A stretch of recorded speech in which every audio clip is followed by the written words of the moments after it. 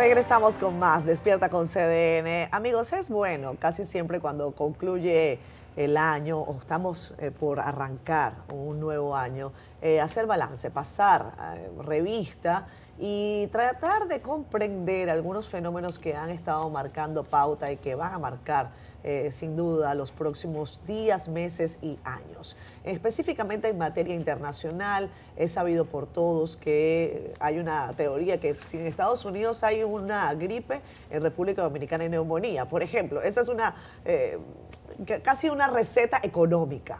En el panorama político hay otros fenómenos que también podrían impactar de manera importante a la República Dominicana en este mundo hiperconectado, que no necesariamente es un mundo más fraterno ni más solidario. Iván Gatón está con nosotros, él es experto en política internacional, es un buen amigo de esta casa, además columnista, tiene un podcast aquí en CDN y con él queremos conversar sobre varios temas de índole internacional. Iván, bienvenido. Muy agradecido de la invitación, un placer en estas festividades navideñas que hay que sacar un tiempo como para evaluar cómo nos ha ido en este año. Así es. Iván, gracias por estar aquí, feliz Navidad. Vamos a arrancar, Iván, por lo que preocupa a República Dominicana de manera directa. ¿Cuáles son los fenómenos internacionales que tienen una repercusión directa en nuestro país? El tema económico, por ejemplo, está el tema de la guerra de Ucrania, está el tema de cómo Estados Unidos se enfrenta a su crisis, está también el tema ahora de Gaza, Israel y que el Medio Oriente se pone más convulso. ¿Cuál es, según tu percepción, lo que golpea directamente al bolsillo dominicano? Lo primero, y conversábamos, Nelson nos hacía las referencias sobre algo que una vez dijimos, y es que, bueno, nosotros pensamos que vivimos en Arabia Saudita. La cantidad de combustible que se consume en este país es muy alta. Y la dependencia de combustibles fósiles en un panorama en el Medio Oriente o en Ucrania indefinido. O, por ejemplo, simplemente decir que los hutíes en Yemen han decidido atacar los buques que cruzan por el estrecho de Bab el-Mandeb y que Estados Unidos dice hay que hacer una coalición porque ahora nuestros barcos tendrán que dar, o los barcos tendrán que dar la vuelta por el Cabo de Buena Esperanza. Si eso, como lo está haciendo, sigue impactando en los precios del gas, de los combustibles fósiles en sentido general, se va a reflejar entonces en el país. Yo creo que aquí hay algo importante. Debemos comprender que esta es la primera vez que en la historia de la humanidad tenemos una civilización universal. No hay algo, y todavía no hemos hecho conciencia de eso, que suceda en Ucrania, que la mayoría de la gente van a buscar a Ucrania en un mapa, el 90% no sabe dónde queda. Correcto. Pero Ucrania nos ha impactado en el precio del maíz. El maíz se utiliza para alimentar los pollos que nosotros nos comemos. O, por ejemplo, Ucrania, la palanquilla para la construcción, porque nosotros importábamos desde Ucrania palanquilla para hacer lo que aquí llamamos varilla. Si nos vamos entonces a lo que está sucediendo en Medio Oriente, hasta Ucrania quedó desplazado. Hay una situación a nivel mundial que no nos damos cuenta. Por ejemplo, el Papa decía en su misa del gallo que el complejo militar industrial hay que prestarle atención, porque muchos países pobres se están dedicando de sus desmedrados recursos, gran parte del presupuesto a comprar armas, pero sucede que no nos damos cuenta que gran parte de esa violencia que nosotros nos referimos, ¿quién se beneficia? Y más, por ejemplo, en un mundo donde hay unos grupos mafiosos que mueven en la actualidad más de 400.000 millones de dólares. Decimos, ¿y por qué el crimen organizado no se es efectivo con ellos? Oh, pero es que tienen una estructura incluso que maneja más presupuesto que cualquier país pequeño. O incluso que países grandes se están moviendo en la actualidad más de 400.000 millones de dólares. Y todo eso es posible a que vivimos en una civilización interconectada. Los jefes de la droga, por ejemplo, para Europa, ahora descubrieron que algunos vivían en Qatar. Y por internet ellos se bebían las redes hacían sus conexiones. Entonces, ese mundo que nosotros tenemos hoy es un gran desafío para países pequeños como el nuestro, que lamentablemente, y se lo digo por mi experiencia docente, ni siquiera sabemos cuántas provincias tenemos en el país, mucho menos nuestra clase política y gran parte de nuestro cuerpo profesoral conoce bien el país. A mí me sorprende como docente, más de 20 años evaluando personas que quieren ser diplomáticos. Y mi gran sorpresa es que usted les pone un mapa ciego y la mayoría no le ubican ni siquiera a Baní, que queda aquí al lado. Y si eso es en un país que tiene 48.442 kilómetros cuadrados, imagínense usted comprender un mundo más amplio. Entonces uno escucha a veces a la gente emitiendo opiniones sobre temas que uno dice, oh, pero desde aquí se dirige el mundo. Yo siempre suelo decir que la gente piensa que el río Sama es el río Potomac. Y este es un país que su futuro está fuera de él. Turismo depende del extranjero. Zonas francas depende del extranjero. Y la otra pata que sostiene la economía, que son las remesas, depende del extranjero. Es decir, como usted decía, y si Estados Unidos tiene problemas de inflación, si Estados Unidos tiene un caos ahora mismo económico, que hay que decirlo, con uno político agregado, claro. Es decir, el presidente Joe Biden ahora mismo tiene un 35% de preferencia en el electorado. Tiene Estados Unidos en lo que va de año más tiroteos que días del año. Si eso es Estados Unidos, que tiene una situación difícil, eso no nos va a impactar a nosotros, nos va a impactar. Entonces, ese nivel de conciencia se hace difícil, muy difícil tenerlo. Es una situación tan compleja que uno no sabe si quedarse cerca sí. o coger lejos. Incluso en Estados Unidos, lo de Trump es real. ¿Tú viste lo de Colorado ahora? Que le van a prohibir con una ley, bueno, una enmienda a la 14 de hace 155 años de que ser candidato. Eso es porque lo de Trump es indetenible. Comentaba con Catherine los famosos estados bisagra, o swing states. Los swing states. Swing states, como dice. O sea, estaba como la última encuesta lo ganó en los 5. Y en todas las encuestas, entonces Trump puede cambiar totalmente lo que es la realidad de Estados Unidos. Pero que donde hay algo importante que la gente... Quiero decir que nosotros no estamos tan seguros con nuestro socio y aliado principal. Pero hay algo que me llama la atención. Cuando Trump era presidente, la gente no tomó en consideración que quien decidió la Suprema Corte fue Trump. Es claro. Igual que cuando perdió Gore la candidatura, que fue por un voto en la Suprema, pero ¿quién había nombrado los jueces clave? El papá de Bush, hijo. Pero Trump dejó su asunto amarrado. La gente cree Él cambió la composición de la Suprema y ahora no hay forma de que esa Suprema le falle. Si llega ya como quiera, lo que quiero decir que hay algunos factores, algunos imponderables que uno no puede hacer ninguna apuesta. Yo creo que darme un chin cerca. Yo vi que una flota británica por aquí cerca de Guyana, Venezuela. ¿Eso es así o fue en estos días de celebración que yo me lo soñé? Pero Estados Unidos, el Comando Sur también está amenazando con ayudar a Guyana y montar una base militar ahí. Pero República Dominicana tiene una apuesta ahí en Guyana. Acuérdate que cogió un avión fletado con parte de la creminata del empresariado nacional. Eso tú puedes analizarlo. ¿En qué puede impactarnos a nosotros? Lo que tenemos que ver es una realidad. El Esequibo, eso se ha venido postergando en el tiempo. Recuerdo en mis años de juventud que uno de los problemas que primero se analizaban allá en la Universidad de Madrid era el conflicto por el Esequibo.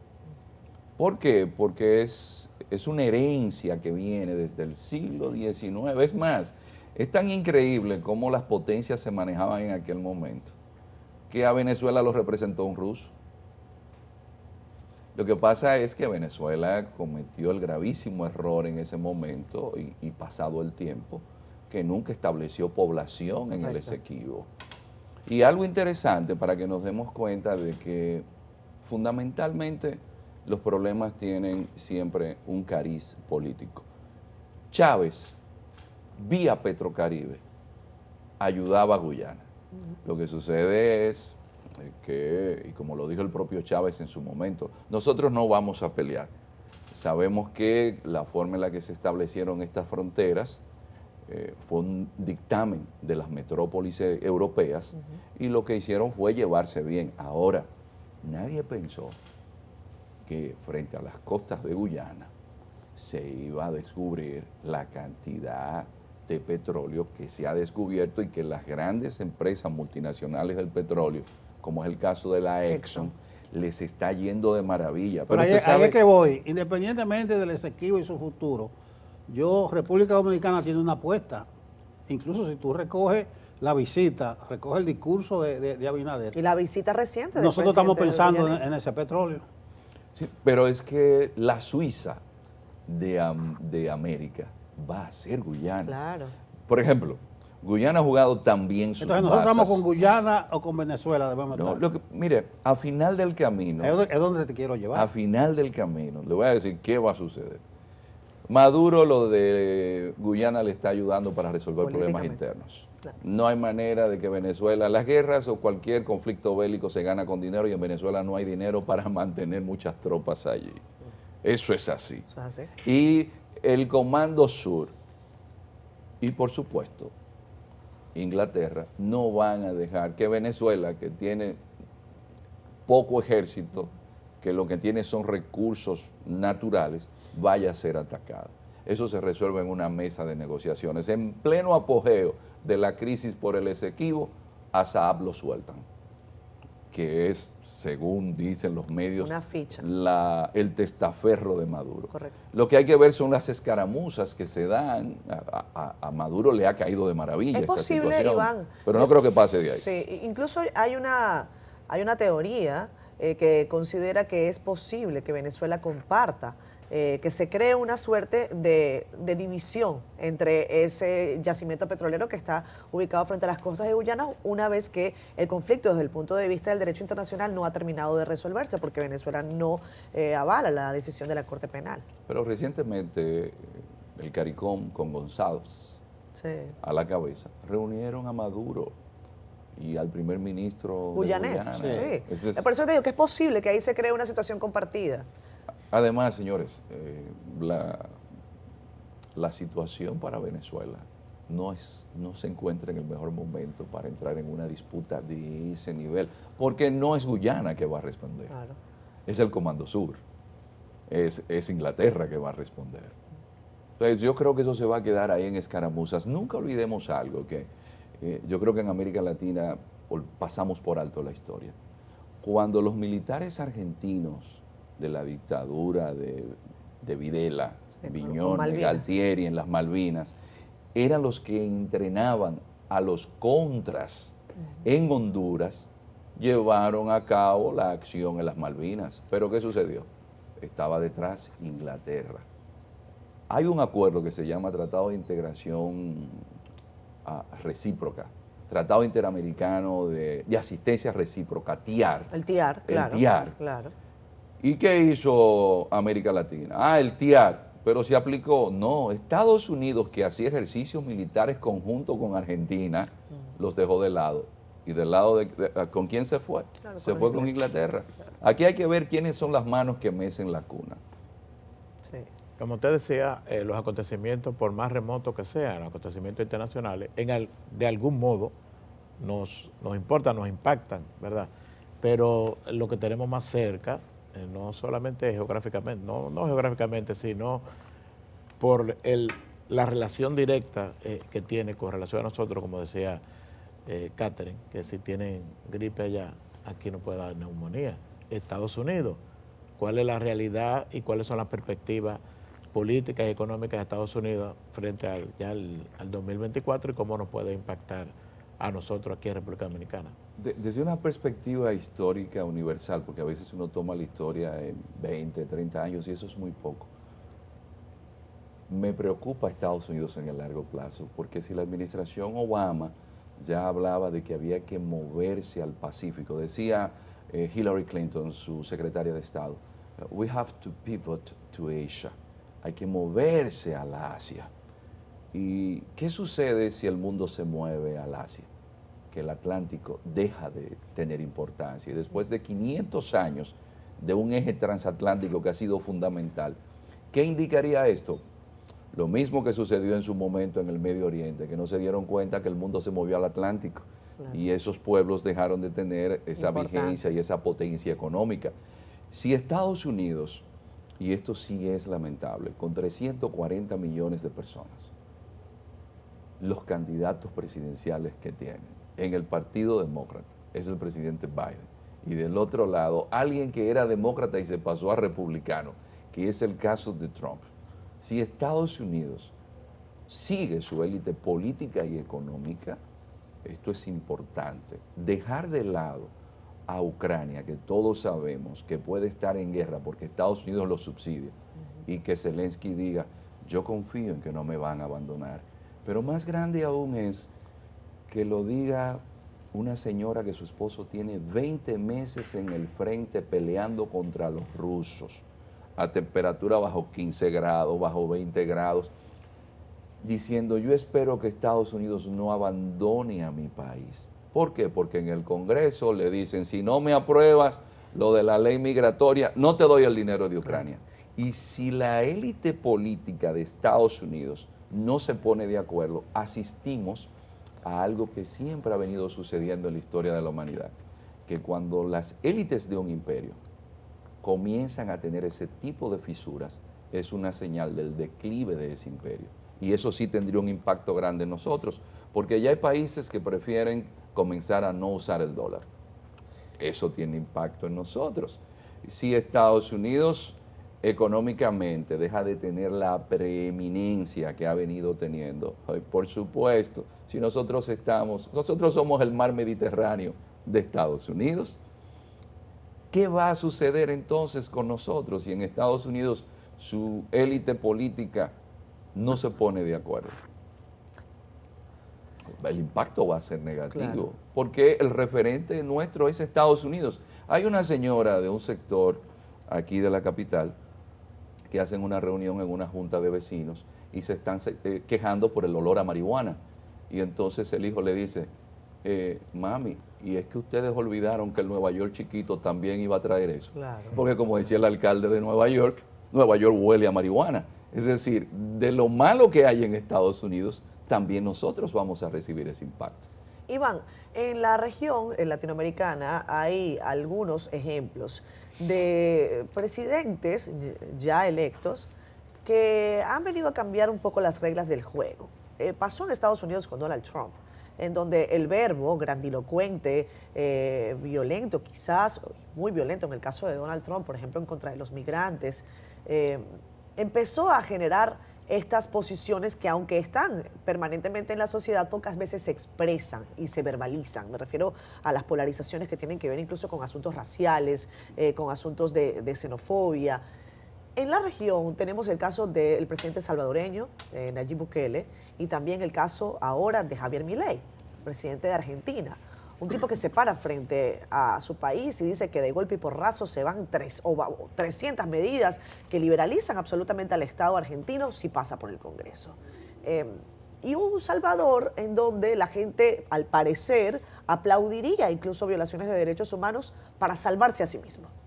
Entonces, esas son cosas que han venido a cambiar un poco las reglas del juego. ¿Cómo ves tú la influencia de este tipo de liderazgos en la región? Y sobre todo para países como República Dominicana, en donde cuando uno ve los comentarios, la gente dice, ¿eso es lo que hace falta aquí? No, Latinobarómetro indica que más del 50% de los latinoamericanos, si se ataca la seguridad y si hay empleo, ven con buenos ojos un gobierno de mano dura. Lo que pasa es que la gente siempre habla de mano dura hasta que no le toca a ellos la mano dura. Claro. Pero uno de los problemas graves que ha tenido América Latina, y creo que debemos ser... Una desafección por la democracia per se. Sí, porque también las democracias lamentablemente cambiaron a ser pornocracias. Muy difícilmente usted encuentre que las élites políticas en América Latina tengan proyectos de país. Entonces, ¿qué sucede? Se laceran entre ellos, se hieren entre ellos, no les importa que el país se vaya por un derricadero, siempre y cuando ese grupo político pueda beneficiarse. Un ejemplo para mí referencial sigue siendo el acuerdo de punto fijo entre adecos y copellanos en Venezuela. Se repartieron el Estado. A ti te toca ahora, mañana te toca a ti. Pero Venezuela, decía don Arturo Uslar Pietri, que era una voz sensata, pero que clamaba en el desierto. Oye, nos hemos gastado el equivalente a 5 planes Marshall y aparte de eso nos hemos endeudado y le sumamos que tenemos una gran cantidad de jóvenes que no tienen acceso a educación. De ahí vino la generación de huelepegas en Venezuela. Uno de los problemas más graves de América Latina es que la élite política nunca se ha preocupado por un asunto fundamental para que una democracia sobreviva: institucionalidad. Son democracias carentes de instituciones. Por eso los países se inauguran cada 4 años. ¿Y qué sucede cuando este problema es acuciante, que no hay institucionalidad? La gente pierde las esperanzas porque dice, bueno, yo voy a dar un salto al vacío con mi ley. Sí. ¿Por qué? Como lo dimos con Chávez en Venezuela. Como se dio, pero también el caso de Bukele. ¿Usted cree que se puede seguir gobernando un país bajo estado de excepción? Esto es importante. Bueno, Bukele ha gobernado claro, bajo estado de excepción, pero cuando Bukele salga de ahí, si es las causas sostenible, que la han pregunta. provocado, ¿es sostenible? La pregunta Porque es las si es causas sostenible. que han provocado que él esté ahí, ¿las ha resuelto? Entonces, ese es el problema de América Latina. Nuestras democracias y nuestras élites políticas en la región no se están dando cuenta.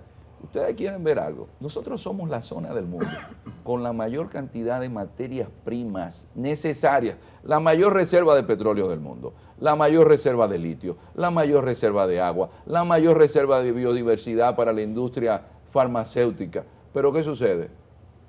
Nosotros no le agregamos valor.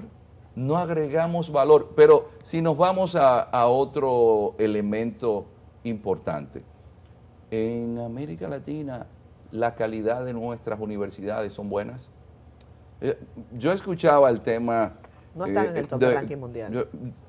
Desde que yo era un muchacho en Sabana Grande de Boyá, yo imparto clases, y a mí me sorprende que el sistema, y yo lo notaba en mi pueblo, oye, el diseño es para que estos muchachos no sean competitivos mañana. Si quieren un ejemplo, nosotros nos hemos gastado en 10 años el equivalente a 2 planes Marshall y el 62% de nuestros estudiantes no comprenden lo que leen. No tienen comprensión. Entonces, ¿cómo puede un país ser competitivo mañana? Va a ser competitivo con gente que no sepa ni siquiera pensar, con gente que no tenga la capacidad de abstraerse. Y ahí está Oppenheimer, que hace mucha publicidad con los temas educativos de América Latina. Dice, mira, es que en América Latina primero no se invierte en educación. Y como dicen en Argentina, el país solamente puede crecer un poco si los políticos están durmiendo. Entonces, ese ejemplo, que es fatal, pero eso es lo que tenemos en América Latina. Un país, por ejemplo, como Brasil, rico, fíjense los niveles de violencia que tiene, y el otro elemento que no se dice de América Latina, los niveles de desigualdad. Usted sabe la desigualdad que hay de Santo Domingo a Bateiluna, o Batey, San Antonio, Piraco, La Altagracia, de Sabana Grande de Boyá. Abismal, la gente no tiene ni siquiera letrinas. Iván, terminamos, pero finalmente, o sea, nos quedó el asunto este del Mar Rojo, de los hutíes, de Yemen. Pero lo quiero enfocar, que dice Estados Unidos, vamos a una fuerza multinacional a impedir lo que está ocurriendo. Tú hablabas aquí del Comando Sur, yo te hablaba de un buque inglés aquí cerca de Guyana. Entonces parece que tenemos unos líderes mundiales que parece que se van a mover a todos los sitios a tapar hoyos.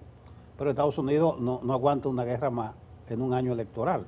Mi pregunta final es, las posibilidades de Trump son inmensas hoy. ¿Eso puede incidir en algo o cómo debemos verlo de la República Dominicana un posible cambio? Claro, el cambio ya sería posterior a la reelección o al cambio de gobierno aquí. No hay algo peor que las incertidumbres en política. Y así como nosotros vemos ese panorama muy incierto, porque la pugna política en Estados Unidos es muy grande, y a mí me preocupa es que no tenemos como nada seguro qué puede suceder. Y por eso es la desgracia de nuestro mundo en este momento, es la incertidumbre. Usted no sabe qué puede suceder. Nadie pensó que en Ucrania podía haber una guerra. Nadie pensó que Netanyahu iba a llevar al mundo a la situación que ha llevado a partir de los atentados terroristas, que fue un descuido de los servicios de inteligencia, que eso está comprobado. Sí, pero decir, dice que es intencional para provocar esto. Mira, terminamos, Iván. Tú siempre traes un libro. Veo ese es el Kaplan. Sí, sería bueno. Robert Kaplan. Robert Kaplan. El mundo es bueno. ¿Cuál es El mundo de Marco Polo. Es una serie de artículos que permiten mejor comprender cómo el mundo se encuentra y cómo se ha movido un poco al Asia también. Porque estamos hablando de China, pero no hablamos de India, no hablamos de Indonesia, Me no compré hablamos de uno Malasia. este fin de semana. ¿Por qué fracasan los países?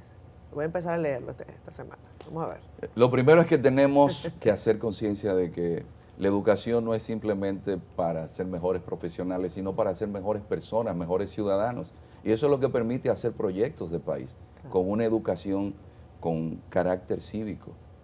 Gracias, y nos falta Iván. eso, lamentablemente. Gracias, Iván. Iván Gatón, especialista en materia internacional, que nos ha acompañado durante esta mañana. Ustedes ya saben, además, si quieren seguir con las opiniones y los análisis de Iván, vayan a sdn.com, que están tus podcasts, ¿cierto? Sí, sí. Ahí está el podcast de Iván. Y por aquí también en la plataforma de SDN Canal 37. Vámonos a la pausa.